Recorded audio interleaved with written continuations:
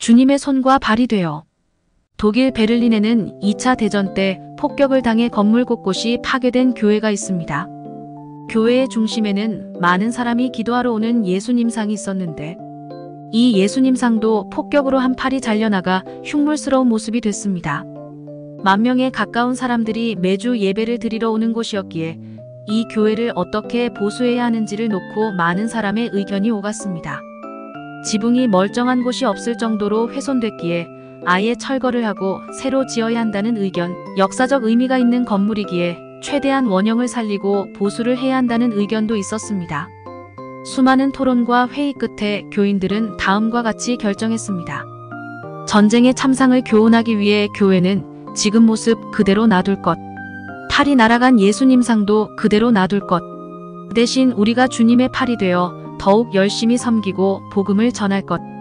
지붕 없는 교회, 깨진 교회 등으로 불리는 독일의 카이저 비렐름 기념 교회에는 지금도 팔 없는 예수님의 동상이 있습니다. 기쁜 소식인 복음을 전하는 발이 바로 우리의 발이어야 합니다. 어려운 이웃을 도와야 할 자비의 손이 바로 우리의 손이어야 합니다. 낙심하는 이들을 돕는 것이 우리의 마음이어야 합니다.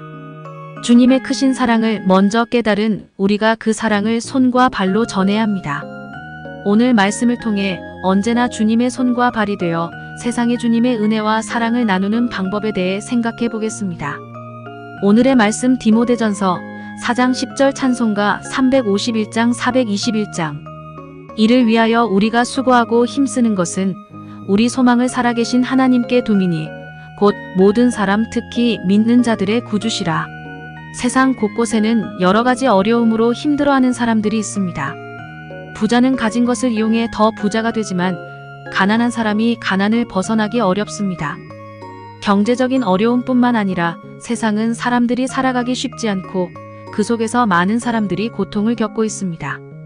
어렵고 힘든 현실 속에서 어떤 사람들은 하나님이 어디 있느냐고 묻습니다. 그들은 하나님이 계시다면 그들에게 놓여진 비참하고 힘든 상황을 그냥 지켜보지 않으실 것이라고 말합니다.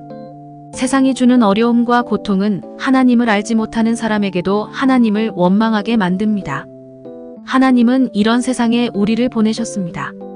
하나님께서 그들을 구원하지 못하거나 그들의 상황과 환경을 더 나은 방향으로 변화시킬 기적이 없어서가 아닙니다.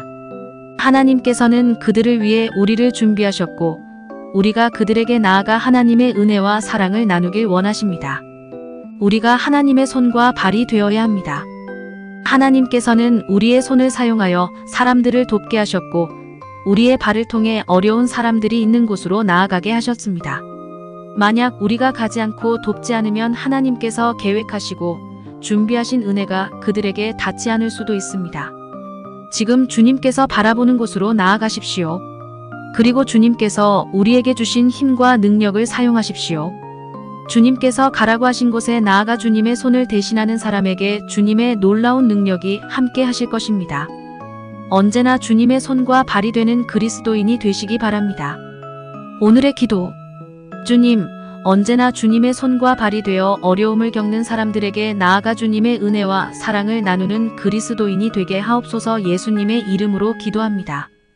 아멘.